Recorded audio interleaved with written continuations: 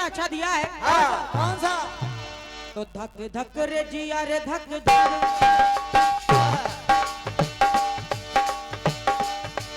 धक धक रे जिया रे धक धक, धक धक रे जिया रे धक धक।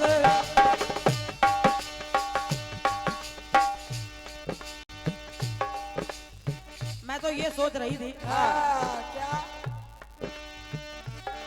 भाई साहब दीपक भैया जरा सुनना।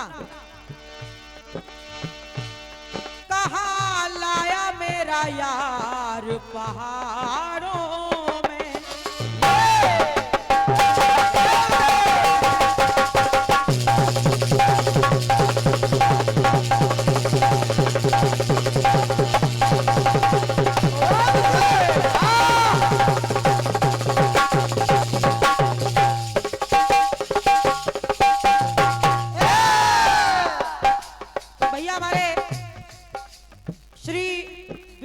नामदेव जी और आप हमारे भैया श्री जेपी मंजला जी के आप शिष्य हैं। क्या बात है। और जेपी मंजला जी हमारे बड़े भाई हैं। बहुत बहुत साधुवाद है आपकी ओर से। 51 मुद्राओं का ये आशीर्वाद आया है। बहुत बहुत साधुवाद, धन्यवाद है भैया। आप घबराओ नहीं। हाँ। आप लोगों के बहकावे में ना आना। बिल्कुल। आपका साउंड 1 नंबर का बोल रहा है। बस ये जो बीच में हल्का वॉल्यूम कम हो जाता है ये ना करो आप। आपका पुरस्कार रखा है तो मिल जाएगा। कहाँ लाया मेरा यार पहाड़ों में, कहाँ लाया मेरा यार पहाड़ों में। मेरा लहंगा हो मेरा लहंगा, हाय मेरा लहंगा फंस गया धारों में। कहाँ लाया मेरा यार पहाड़ों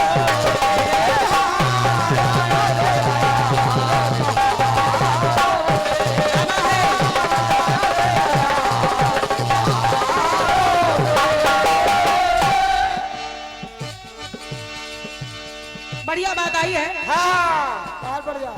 और आपने कहा क्या कहा? अरे ऐसी पूछ नहीं संसारी में, तो मेरी जान बची, अरे मेरी जान बची है उधारी में।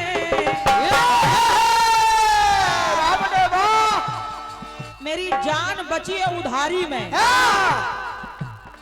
फिर आप ताड़का की बात कर रही है।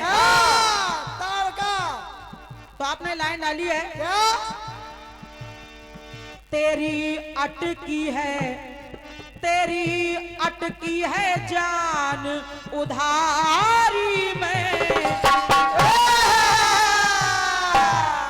रुक जाओ बेटे, रुको। वहाँ ताड़का की जान अटकी कहाँ है? उसको तो राम जी ने मार ही दिया है।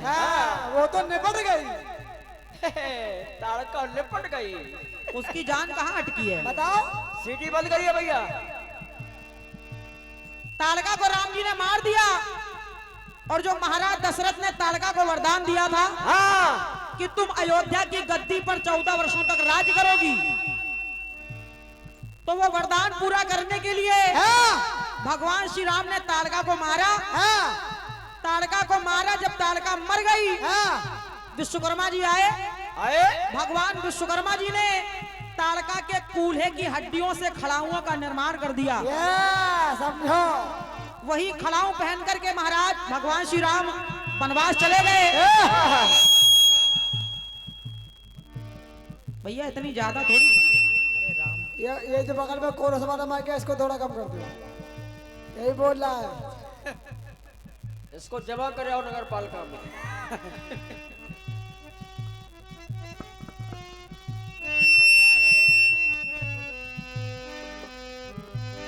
Hello hello.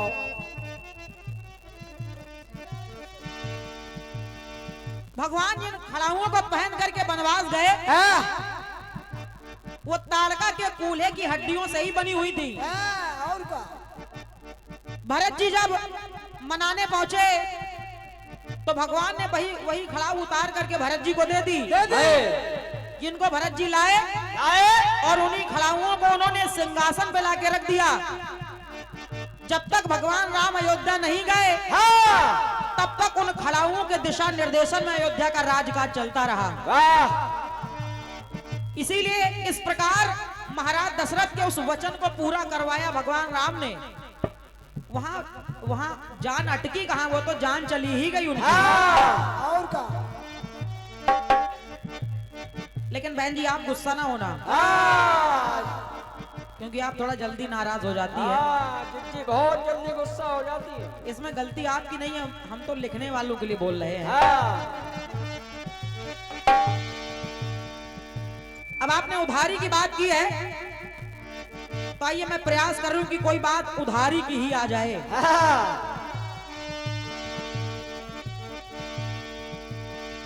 एक बार मिथिलापुरी में एक विशाल भंडारे का आयोजन कराया गया। और का उस भंडारे में सभी देवी देवताओं को निमंत्रित किया गया। और जब सारे देवी देवताओं को निमंत्रित किया उस भंडारे में साधु का वेश बना करके शुक्र शनिचर भी आ गए। सभी ने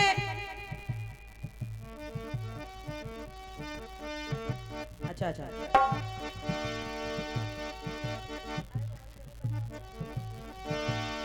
शुक्र शनिचर भी आ गए। सभी लोगों ने भंडारे का प्रसाद ग्रहण किया।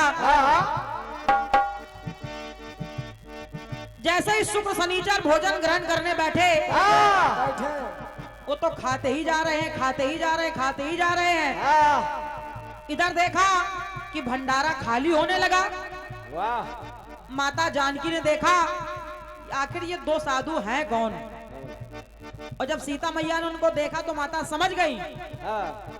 माता जानकी स्वयं उन साधु के वेश में बैठे शुक्र शनिचर को भोजन परोसने आई। और जैसे ही माता जानकी ने अपने हाथ से भोजन परोसा उन दोनों का पेट, उनकी आत्मा तृप्त हो गई। उन्होंने कहा माता अब हमारा पेट भर चुका, उधर भर गया है, अब हमको भूख नहीं है, अब आप हमको जल पिला दीजिए। माता जानकी ने कह दिया जाओ तुम्हारा जल, तुम्हारा पानी उधार रहा।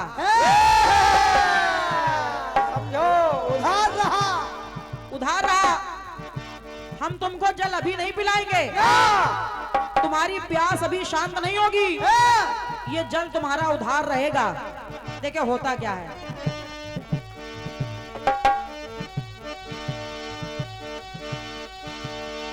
सिया के स्वयंवर में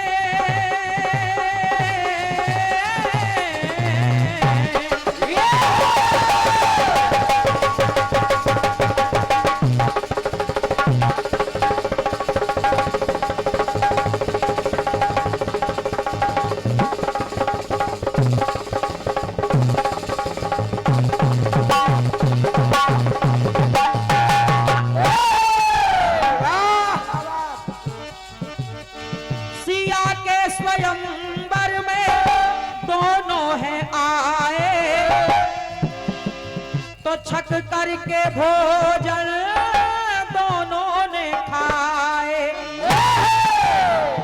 शुक्र शनिचर को बहुत प्रेम पूर्वक भोजन कराया गया। उनकी आत्मा तृप्त हो गई। और जब पेट भर गया तब तो जब वो जल को है ललचाए, पानी बिना कौन प्यास बुझाए। तो माता जानकी ने कह दिया जाओ आज आए हो जिस तैयारी में, आज जो सोच करके तुम यहाँ आए थे, आज आए हो जिस तैयारी में, अरे आज आए हो जिस तैयारी में, तो तुम्हारी प्यास बुझे, तुम्हारी प्यास बुझे, तुम्हारी प्यास बुझे अब उधारी में।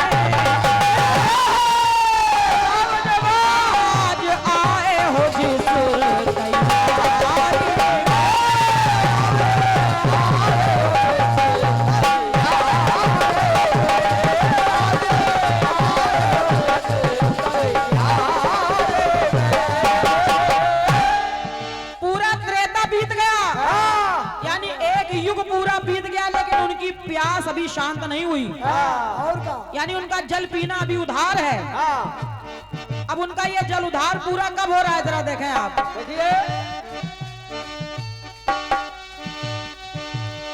अरे कैसे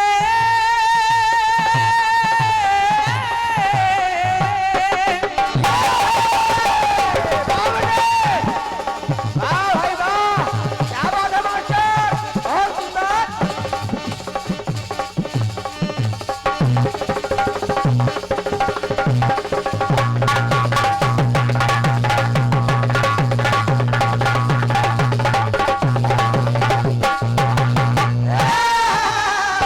वाह बेटे वाह। बहुत बढ़िया बेटे।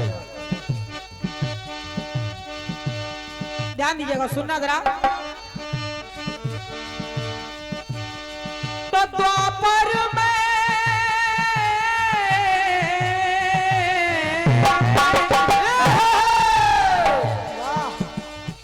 द्वापर में प्रभु ने गिरी जब उठाया,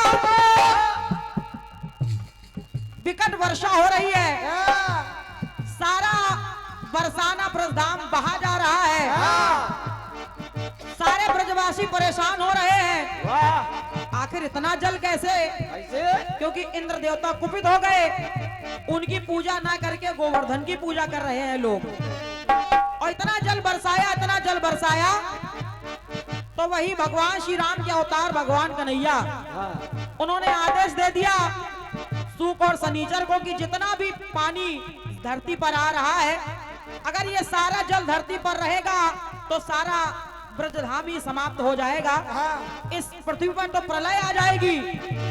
और जब त्रेता का जो तुम्हारा जल उधार पड़ा है जानकी के हाथों का, जाओ मैं तुमको आदेश दे रहा हूं कि ये सारा जल पी जाओ और वो जल अपनी उधारी पूरी कर लो जाकर के।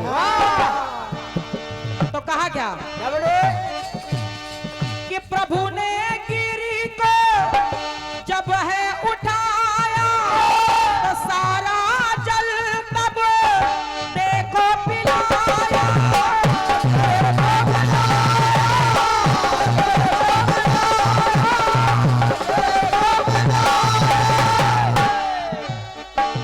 और जैसे ही आदेश मिला भगवान का, तो वही सूख शनिचर जो भोजन तो किया था लेकिन पानी नहीं दिया था माता ने, तो जल पी गए एक ही बारी में, जल पी गए एक ही बारी में। तो बुझी, अरे बुझी, हाँ बुझी प्यास है, अरे बुझी प्यास है उनकी उधारी में, जल पी गए एक ही बारी में।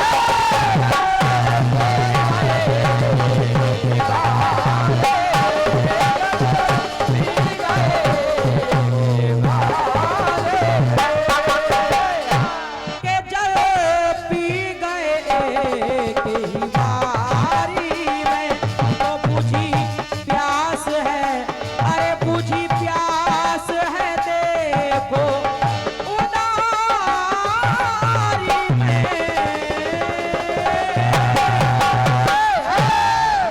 बोलिए सच्चे दरबार की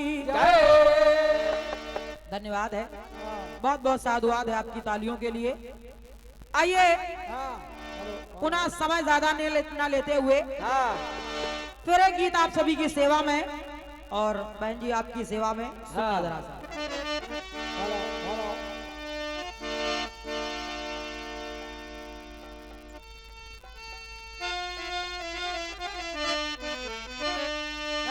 क्या बात, क्या बात।